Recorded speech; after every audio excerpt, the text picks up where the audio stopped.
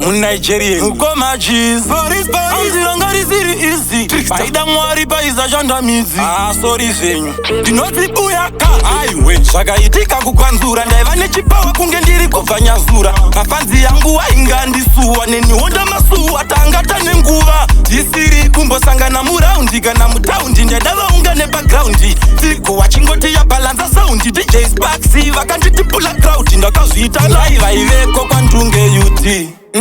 Ndakapinda zvechipawa zvavasingafunge vanoda kundisaiza vazvipamhe futi anniversary kwa NDUNGE YUT ndaingoita zvechipawa ndanga ndakatsamwa vanoda kundisaiza vazvipamhe futi ndaiva ndakapfeka kashoti ndichinanganisa mashoti vana mutoti vaikopa manotsi meseji mugiraundi ichipedza masports ndaiva ndine hasha dzekusiti sports uko kwavakandirambidza kuimba pasports mamonya akandivharira gedhe revip ndakaitirwa sabotechi kufiyo ndakavati huye beji vakashamisika cherima yabatidza mwenje ndizvo zvakaita chaungachinditembe indiro dhakisheni yanga yaridzisa pembe ameno wakada kunditema nekeni ndipo pandakatanga kuimba nezvemakeni ndikati madi zvenyu makanda mateni neniwo vakubvuma kuti ndiri captain kuanniversary kwa NDUNGE YUT ndakapinda zvechipawa ndanga ndakatsamwa vanoda kundisaiza vazvipamhe futi